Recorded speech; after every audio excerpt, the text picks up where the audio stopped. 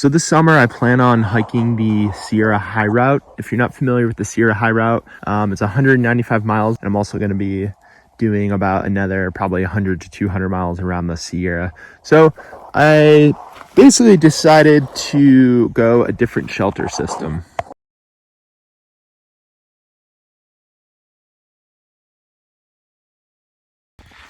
Now the shelter I've been using mostly the last 2 summers is the Hyperlight Mountain Gear 8x10 tarp. And I use that bike packing the entire Colorado Trail. It was an awesome tarp and I really loved it and still do actually.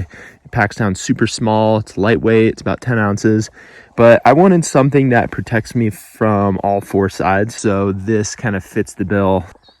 So this is the Laurel Designs SOLOMID XL. This is the Sil Poly version. You can also get it in DCF material, but I wanted something that packs down a little bit smaller and is a little bit more durable. So the Sil Poly does that. It's smaller and it's actually cheaper. So this shelter is right around 16 ounces. That does not include any of the guidelines. That does not include the pole. After I seam sealed it, I added just over 2 ounces, and then I'm not sure about the guidelines, but I'm guessing that's probably going to be another 2 ounces. And then you have the stakes and then the carbon fiber pole, but I am going to be using the my trekking poles mainly, except when I'm bike packing. You can get it in this green color, or you can also get it in a orange, which I do love this because you can see it kind of blends in with the surroundings. So we'll kind of do a quick walk around here. So this tent has no internet, so it's basically just the shelter on the outside. It's not going to protect you from bugs or anything like that. So if there's times where there's lots of mosquitoes, which once the snow melts, there are lots of mosquitoes in the Sierra, I will be using a Sea to Summit, just mosquito pyramid mesh thing. You could probably add it to a little attachment point up top there, and it will just hang down and protect me from all the mosquitoes.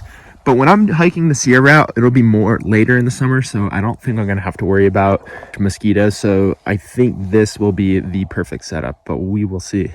So I'll show you the inside here in just a moment, but you can see there's lots of tie out points. I had this up in the wind for the last 2 days here. The wind was hitting this side and it seemed to do very well in the wind. I also wanted to go this route versus a traditional tent with poles because again, I wanted to save weight and I love the modularity of this tent. So let's kind of show you inside.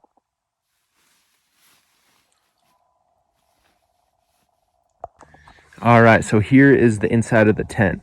So before we start talking about the inside, you can buy the separate internet from Laurel Designs.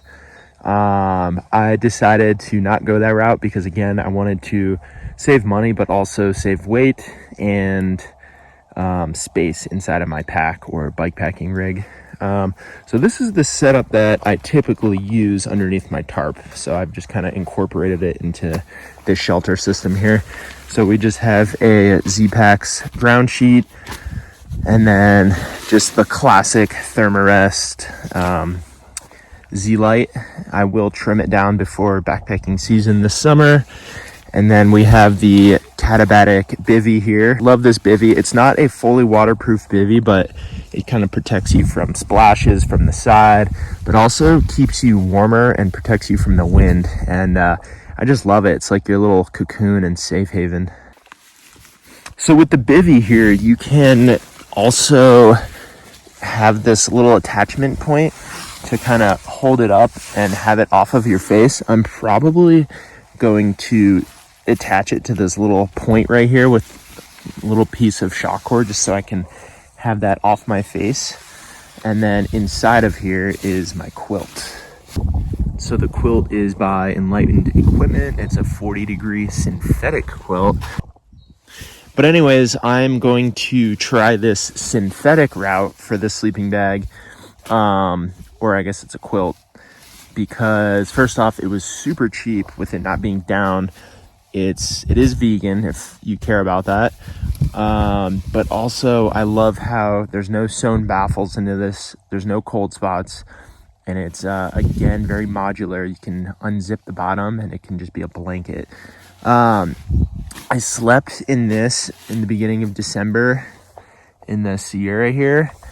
And I believe it was around low 30s. And I just wore my DOS parka inside of it and it actually stayed very warm. So I still don't know the cold rating for this. They do say it's a 40 degree, but I feel like this quilt can go way colder, because actually last night it was 33 degrees and I was in this and I was super cozy, and I'm just on a little foam sleeping pad, so nothing with a high R rating.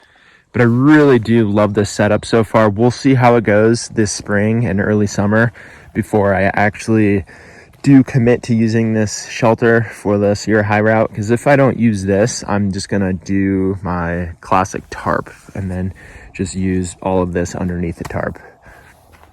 And then as well as right now I have a carbon fiber pole. I will just be using my trekking poles for that, because I'm gonna have them hiking.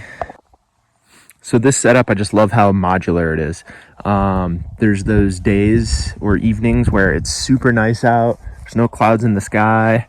I probably won't even set up the tent. I'm just gonna sleep in the bivvy, and it's kind of like this little safe cocoon, and it keeps the wind off you, and it definitely adds some warmth to your sleeping bag or quilt system. So I love that setup, and I also love the foam pad. You can just deploy it super quick. I love things to be super fast at camp.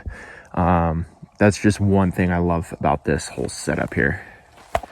So hopefully you guys enjoyed the video. Just wanted to show you a quick setup of my shelter and sleep system that I'm going to be trying out, and hopefully be using this exact setup on the Sierra High Route this summer. Catch you guys in the next video. If you have any questions, comment below. See you later.